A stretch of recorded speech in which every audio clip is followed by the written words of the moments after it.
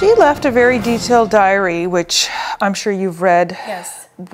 The person in that diary that wrote about what was really happening on the inside and the person that was your sibling, did you feel like you were reading someone else's words? No. Did you understand what she was saying? Yes. Had she told you about Yes. this? When you're in a relationship where you love somebody so much and you really want to make it work, and you want the other person to change, but they don't love you, that can cause such heartbreak and such pain and a lot of depression because they're not meeting you where you're at. Yeah. Some of the stuff that I've read that was made public showed that she was very unhappy. Yes. And it leads, people to question, well, why stay? Did she ever talk about leaving? Yes, she did, and that's what she was getting ready to do. And I think that's why he did what he did. Okay. In the 10 years that this has all happened and now we come into your home and it's a big happy family. Maya calls you mom. She's got 3 siblings. Your husband is amazing. He's here. And do you feel like you've finally gotten to a point with your family where you guys can just be like, okay, we've kind of made it. We're done with the big struggle. Or is there something that's still disruptive? There's nothing that's disruptive. We're busy in our day-to-day lives. But there's always that something but it comes up in different times, like Mother's Day or her birthday, or it's always there. How much we miss her and how much we love her, but it's not the grief comes up from time to time, but we're able to manage it so much more because of the communication as they get older is so much better. But there is that something that, it's just that's missing, but there's always just going to be that gap, that hole. Right. I wouldn't be the parent that I am today if it wasn't for her. Because she had Maya first. She had her child first, even though she's 4 years younger.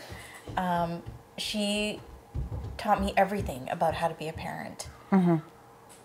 We used to have conversations about our children and what we wanted their lives to be like. And that's when all these things would come up about his drinking and how she did not want that for her daughter.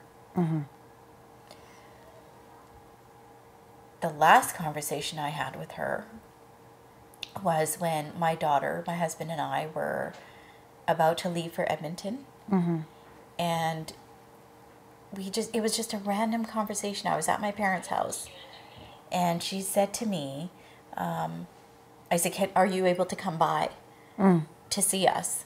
And she said, I can't come by. I've got way too many things to do. And the last words that she said were, I love you. I'll see you when you get back. Yeah. And you didn't see her? And I never saw her.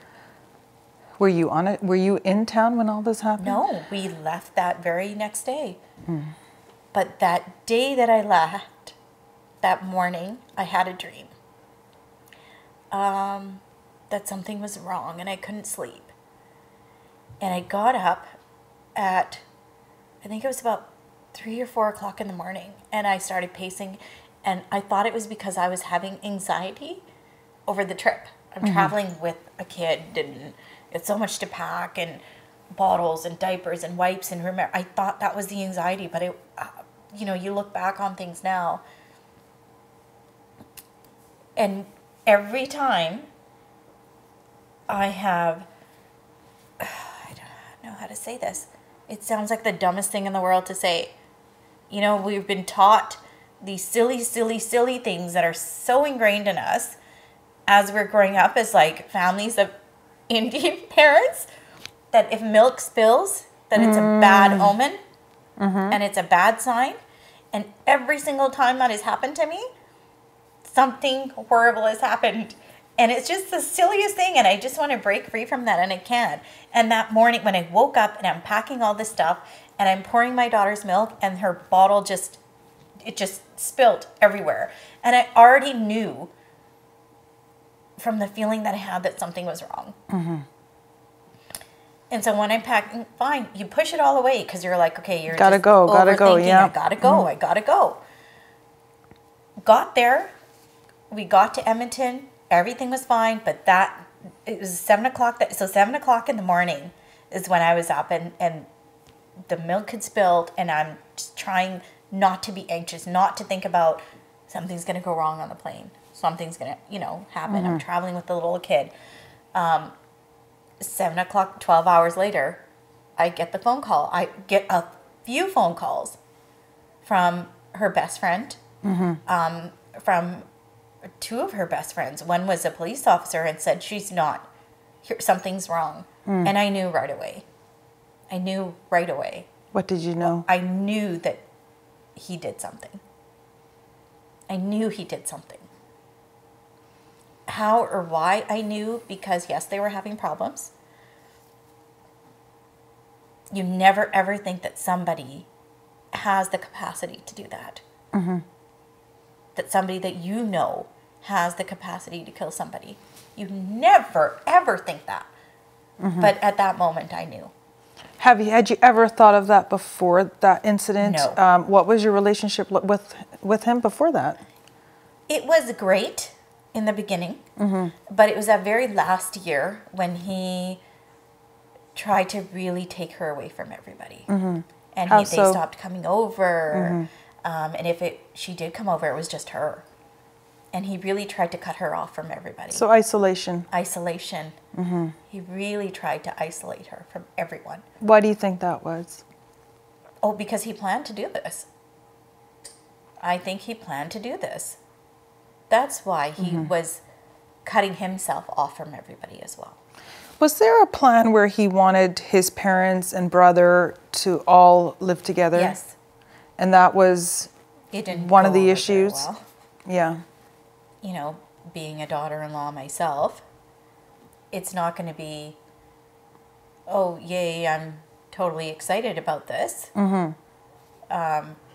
It's obviously something that, especially with her, having lived with them before and knowing that his brother had issues with alcohol and drugs, she did not want that in her house. Mm-hmm. She didn't want it. She had a child. Mm-hmm. That's not what she wanted her child to be exposed to. When she got pregnant with their second child, and she phoned and told you, what was it like then? Was she happy? Was she excited? Was she worried? She was so happy to be pregnant. It was something that she had wanted for a long time. They had been trying. And he seemed really supportive, but something seemed off. It just seemed fake. His happiness seemed really put on. Mm-hmm. Did she feel like it was going to save their marriage? Yes. Did he feel that? No. How many months along was she pregnant when this happened? 4 months. 4 months. Mm-hmm. What was the hardest part of digesting this? The fact that your sibling that you're so close to is no longer here. And when you say you knew something had happened to her, did you feel like she had passed on? Yes. I felt like she had passed on before we got on the plane, is when I got up that morning. And something didn't feel right. I knew something had happened. Was there a lot of regret for you? No. No. I do get asked that. There's no regret, because everything that you ever want to say to somebody had already been said. Mm-hmm. We knew how much we loved each other, and I never ever go a day thinking, I wish I had said that to her. Is there a part of you that wishes that you had intervened more and... No. Okay. No. We had a conversation where I did say to her, I've had enough. I've had enough of listening to this. You need to leave. Like, make a decision, because I'm sick of it. What was her response? I'm not like you. What does that mean? It means that she thought that I was stronger than her.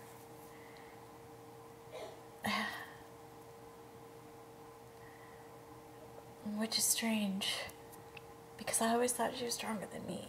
If there was a law that made it easier for someone like your sister to get out and not have to have gone through this, do you think there's something that can be changed in BC and Canada to help women get out of situations like that easier?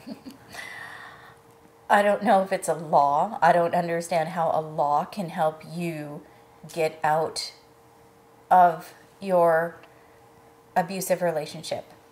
I think what it comes down to is society is not looking down on women that choose to walk away.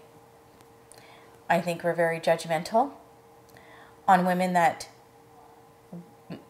mostly women, that come out of abusive relationships because she should have tried harder.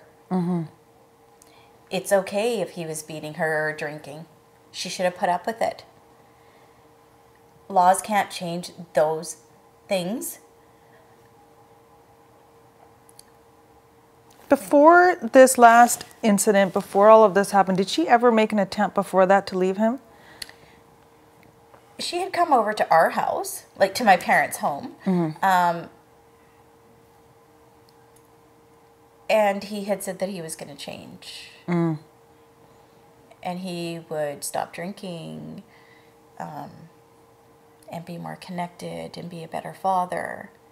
How many of those incidences do you think happened? That I know of that happened. That I believe it was that one big one that had happened, where because it took a lot for her to make that step to come to her parents and to say, I am done. It takes a lot. What did your parents say to her? We're here to support you. Were you guys ever afraid for her safety? No. I mean, there have been incidents, but you never think that somebody's going to do this. That somebody you know so well, that you treated like that was your family, that you talked to, that you just never ever think that they would go to this level. But that's what I hope that my message is there are red flags all the time.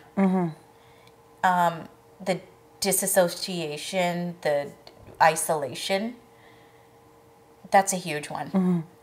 I think that we always think as women that we can change them. That they're going to, because if I love them or if I do this better, they're going to change. They're going to love me. You never ever think that, unless it's like a relationship where you're getting physically abused all the time. Yeah. That's a big red flag. Like, that's telling you right there, nothing's going to change. No matter how much he apologizes, if he has hit you, it's going to happen again. And you need to walk away. You need to have, and I always say this, you need to make an exit strategy and you need to walk away, because it doesn't get better. No matter how much we want to believe that they will change or they will get better, it does not get better. When that person has hit you once, they will hit you again. Has he ever tried to apologize to you, to your family? He apparently had written a letter to me. I was contacted by corrections to say that he's written a letter of apology, and I refuse to accept it. Do you think you can ever forgive him? Everybody says that once you forgive somebody, it makes your life easier, and that holding on to hatred is toxic. You're just poisoning yourself. My issue is not with he hasn't forgiven himself. He's still lying He's still the same monster that did this horrible crime. He's not sorry.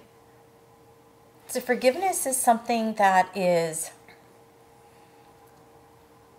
a very, it just seems so definitive. I've forgiven him because I need to make myself feel better.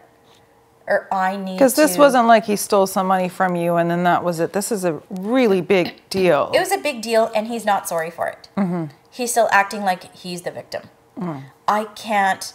How do you forgive that for somebody who is still trying to dig the knife deeper and deeper? When somebody has a knife in your back and they're constantly twisting it, and for me to turn around and say, I forgive you, while they're still doing it, it makes me just very ignorant, or it just doesn't work like that.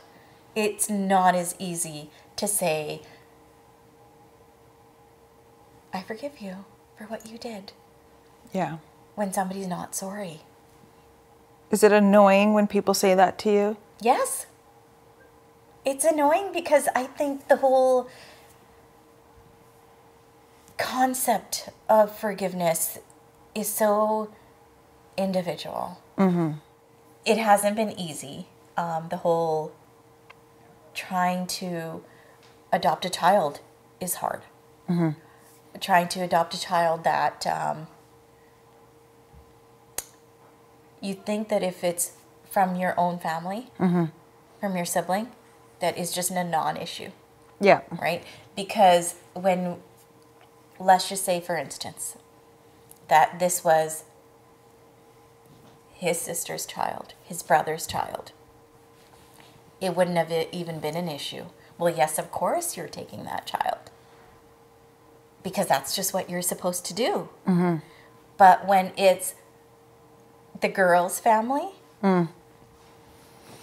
it becomes more of an issue of, well, she already has a family. She belongs to that family because that's her last name. So that's where she should stay. It was an issue. But you have to think about what's the right thing to do. And I made a promise to my sister that I would take care of her child. Did she ask you that before she passed it, if anything happens to me? Really? It was more of, if anything ever happens to us. Like when you're writing your will, if anything ever happens to us, we just want to make sure that you would be okay with taking care of my child. Maya calls you Mom. Yes. Not Masi. Yes. What does that feel like?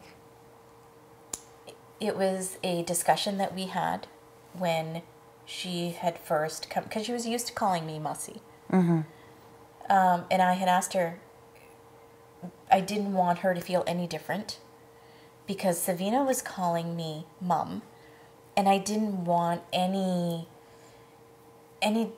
difference between the two. If I was going to raise her as my daughter, I wanted her to think of me like her mom. And I gave her the choice. And I said, when you feel ready, if you feel like you want to call me Mom, just call me Mom. And she did it on her own timing. Yeah.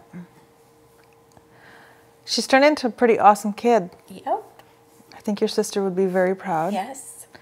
Is there things that she does or says that remind you of your sister? Absolutely. Little things. The way she talks, the little, just her sense of humor. Just the things that she says sometimes are just, oh my God, that's totally something Madge would have said. Yeah. I had a really, really difficult time. It took me 6 years to get to a place where I can finally do this without bawling my eyes out, which was a major, major goal for me. To find that inner strength. And I really do want to be able to shorten. I don't want anybody to go 6 years of grieving, 6 years of feeling weak and depressed. I really, really do want to be able to give that to others. I want to share my story I want to share my sister's story. So I'm very thankful to you, after 10 years of this, that you reached out to me to do this story, because it means a lot to myself, to Maya, to my family, to my sister, because I know she wanted this done. I don't ever want her story to be forgotten, for the simple sake that there are so many women out there that are suffering in silence and that are going through this thinking that there's no way out. But there is a way out. There is a way out. I don't want anybody to ever think that they're alone, because they're not alone. I know what that feeling of being alone feels like, and I don't ever want anybody to feel that, because it's not true. It's a lie that we tell ourselves. We're not alone. We just think we're alone, and we're not. And we need to find that, whether it's that inner strength or whatever the heck that is, wherever we can pull it out of, to say, I am worth more than this. I deserve better than this. Something that you wish your sister had? You Yes. want to make sure that other people have? Yes, to get over the shame. The shame of, what are people going to think if my marriage failed? The shame of not being good enough. The shame of somebody doesn't love me enough to change or to make it work. Because shame is the biggest silent killer. When we cannot stand in our own space and just not have to feel shame over what other people are going to think, over how we make ourselves feel based on what society or where society thinks we're supposed to be in life. And to just find our own power. Amen to that. Amen to that.